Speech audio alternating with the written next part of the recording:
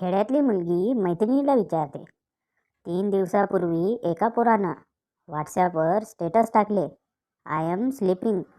3 दिवस झाले, अजून स्टेटस बदललं नाही. मेलं तर नसेल ना ग?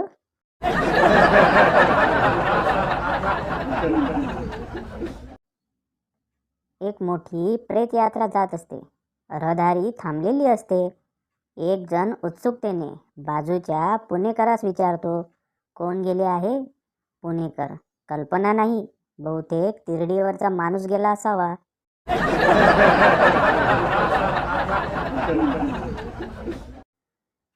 जगातले सर्वात निरागस 4 चेहरे. झोपलेले बाळ, आई वडिलांसमोर बसलेला आपला मित्र, सुट्टीसाठी अर्ज करणारा एम्प्लॉई आणि बायकोला न सांगता मित्रांबरोबर पार्टी करून आलेला नवरा.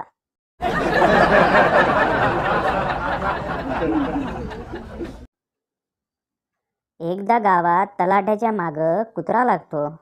तलाठी सगळ्या गावातून पळून आल्यावर एका झाडावर चढतो आणि म्हणतो, साल्या, तुझ्याकडं गुंठावर जरी जमीन असती ना, मग तुला समजलं असतं की कुणाशी पंगा घेतलाय तू.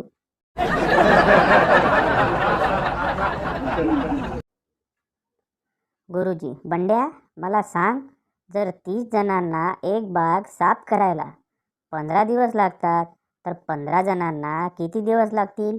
बंड्या, पण गुरुजी, मला सांगा, एकदा साफ केलेली बाग परत कशाला साफ करायची? द्या की त्या 15 जणांना आराम.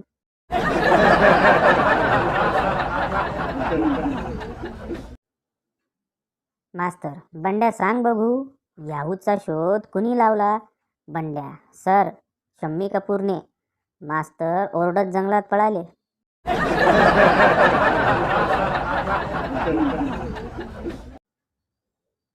महिला, डॉक्टर, मला तपासण्यापूर्वी एक करा. बाहेर जी नर्स आहे तिला आत बोलवा पाहू. डॉक्टर, तुमचा माझ्यावर विश्वास नाही का?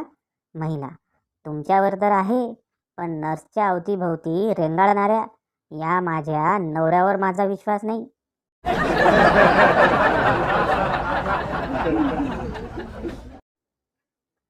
नवरा संध्याकाळी उदास होऊन घरी आला. बायको, काय झाले हो?